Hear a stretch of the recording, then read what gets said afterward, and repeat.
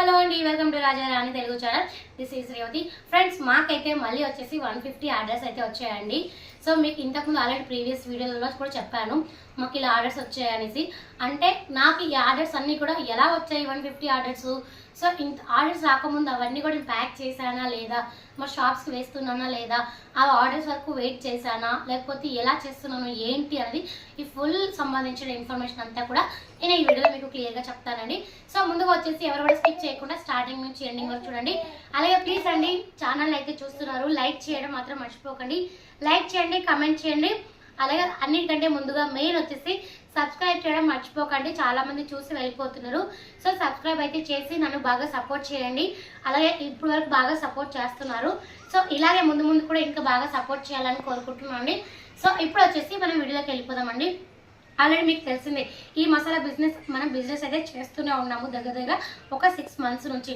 So నాకైతే మధ్యలో already orders వస్తున్న విషయం కూడా మనకు తెలిసింది. హోల్సేల్ నుంచి ఆర్డర్స్ వస్తాయి. అలాగే కొన్ని పెద్ద పెద్ద మార్కెట్లు, అంటే అది హోల్సేల్ కాదు, కాకపోతే ఉన్న సరౌండింగ్లో వచ్చేసి పెద్ద మార్కెట్ అనమాట. ఆ విధంగా కూడా కొన్ని మార్కెట్స్ ఉంటాయి, పెద్ద పెద్ద షాప్స్ ఉంటాయి అనమాట. అలా మాకు కొన్ని ఆర్డర్స్ అయితే వచ్చాయండి. అంటే మాకు ఆర్డర్స్ ఎలా వస్తాయి అంటే ఒకేసారి రావండి. అది ఒక 10 daysకో 15 daysకో 20 daysకో 1 monthకో ఇలా గ్యాప్స్ అయితే ఇచ్చుకుంటూ మాకైతే ఆర్డర్స్ వచ్చాయండి. మీకు ఆల్రెడీ ఇంతకుముందు వీడియోలో కూడా చెప్పాను, దగ్గర నాకు తెలిసి ఒక 2 weeks బ్యాక్ చెప్పాను ఆర్డర్స్ ఇలా ఇంత ఆర్డర్స్ వచ్చాయని. సో అదే విధంగా మాకు మళ్ళీ కూడా ఒక 150 ఆర్డర్స్ అయితే వచ్చాయండి. సో చాలా హ్యాపీ అండి. సో ఎందుకు అంటే చాలామంది ఏం చేస్తుంటారంటే మనకి ఆర్డర్స్ వస్తున్నాయి కదా 150 ఆర్డర్స్, మనం రెగ్యులర్గా ప్యాకింగ్ చేయడం ఎందుకు, అవి వచ్చేంత వరకు అలాగే ఖాళీగా ఉందాము, అవి వచ్చాక అవి మనం ప్యాకింగ్ చేసి పంపిద్దాము అనేసి కొంతమంది ఉంటారు. సో నేనైతే అలా కాదండి. అవి ఆర్డర్స్ ఎప్పుడు వచ్చినా ఎప్పుడు వెళ్ళినా నాకు సంబంధమే లేదు.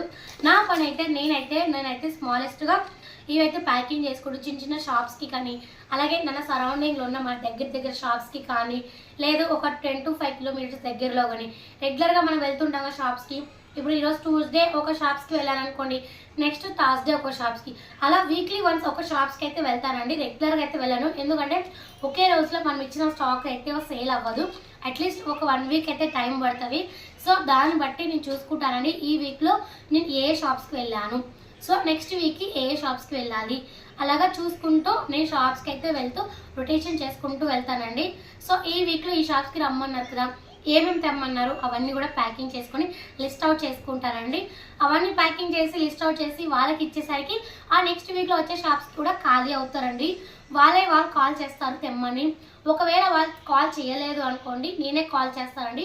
నేనే కాల్ చేసి అడుగుతాను, ఇట్లా అన్న నీకు స్టాక్ ఉంది కదా మన స్టాకు, సో ఎన్నెన్ని షీట్స్ కావాలి, ఏ ఐటమ్స్ కావాలన్నా చెప్పండి అనేసి అడుగుతానండి. సో వాళ్ళైతే కావాలనుకున్న ఐటమ్స్ మాత్రమే అడుగుతారండి. అన్ని ఐటమ్స్ అయితే తెమ్మని చెప్పరు. సో వాళ్ళకి ఏ ఐటమ్స్ అవసరం ఉంటాయో అవి మాత్రమే తెమ్మని చెప్తారు. అవి ఎన్నెన్ని షీట్స్ తేవాలి, ఒక 2 షీట్సా 3 షీట్సా అనేసి క్లియర్గా వాళ్ళే చెప్తారండి. అంతేకాని నేను ఒకటేసారి అన్ని ప్యాకింగ్ చేశాను కదా, అన్ని ఐటమ్స్ ఇలా సంచులలో వేసుకొని అయితే వెళ్ళాను.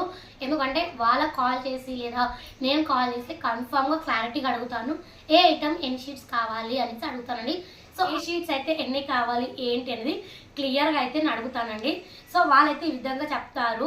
సో ఆ విధంగా ఫాలో అయ్యి నేను మళ్ళీ షాప్స్కి అయితే ఇస్తాను. ఒకవేళ వాళ్ళు కాల్ లిఫ్ట్ చేయలేదు, నేను కూడా నాకు కాల్ రాలేదు అనుకోండి, నేనేం చేస్తాను, ఒక 2 days అయితే చూస్తానండి. సో ఎటువంటి రెస్పాండ్ అయితే లేకపోతే ఖచ్చితంగా నేనైతే డైరెక్ట్గా వెళ్ళిపోతానండి. సో వెళ్ళేసి అడుగుతాను, ఏమైందన్నా ఇట్లా స్టాక్ తీసుకోవడం లేదు, కాల్ రాలేదని అడుగుతాను. సో ఏంటంటే కొత్త వాళ్ళు బిజీ ఉండడం వల్ల, లేకపోతే పర్సనల్ పని ఎక్కడ పోయి వాళ్ళు మర్చిపోతుంటారండి.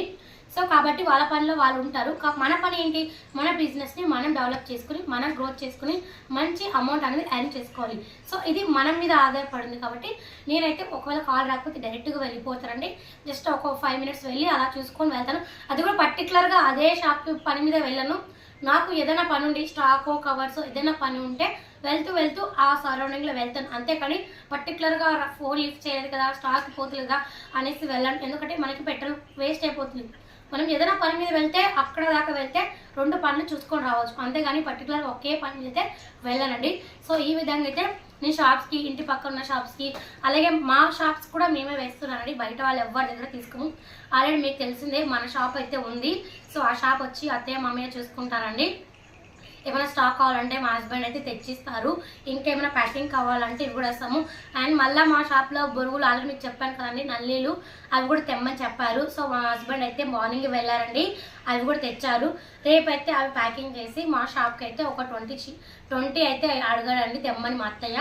సో రేపైతే అవన్నీ తెచ్చి మొత్తం నేను ప్యాకింగ్ చేసి రేపైతే ఇస్తానండి. సో అవన్నీ ఏంటి ఎలా అనేది ఆ వీడియో కూడా మీకు నెక్స్ట్ వీడియోలో క్లియర్గా చూపిస్తానండి. ఇందులో అయితే పెద్దగా కష్టపడాల్సిన అవసరం లేదండి. మనం రెగ్యులర్గా ఒక 10 to 20 షాప్స్ మనకు పర్టికులర్గా గట్టిగా పట్టుకోండి.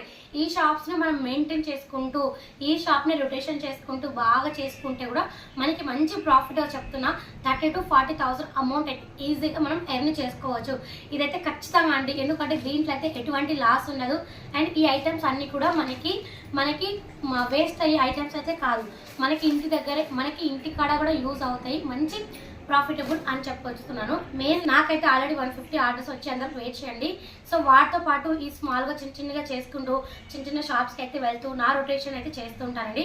ఫ్రెండ్స్ చూసారు కదా, ఈ వీడియో నచ్చినట్లయితే లైక్ చేయండి, షేర్ చేయండి, సబ్స్క్రైబ్ చేయడం మర్చిపోకండి. అలాగే చాలా మంది అడిగారు, అక్క ఈ బిజినెస్ కాకుండా కొత్తగా బిజినెస్ కొత్త ఐడియాస్ చెప్పండి అక్క అనేసి అడిగారండి. సో కొత్త బిజినెస్ అయితే 10 అయితే ఉన్నాయండి, నేను అన్ని లిస్ట్ అవుట్ చేసి క్లియర్గా అయితే రాశాను. సో అవన్నీ కూడా మీకు నెక్స్ట్ వీడియోలో ఖచ్చితంగా పోస్ట్ చేస్తానండి. చాలా రోజుల నుంచి చెప్తున్నాను, ఇప్పుడైతే కన్ఫామ్గా మీకు నెక్స్ట్ వీడియోలో చెప్తానండి. సో మీరైతే రెగ్యులర్గా ఫాలో అవ్వండి, అలాగే లైక్ చేయండి, షేర్ చేయండి, సబ్స్క్రైబ్ చేయండి. And thank you so much friends. మరొక వీడియోతో మళ్ళీ కలుస్తాను.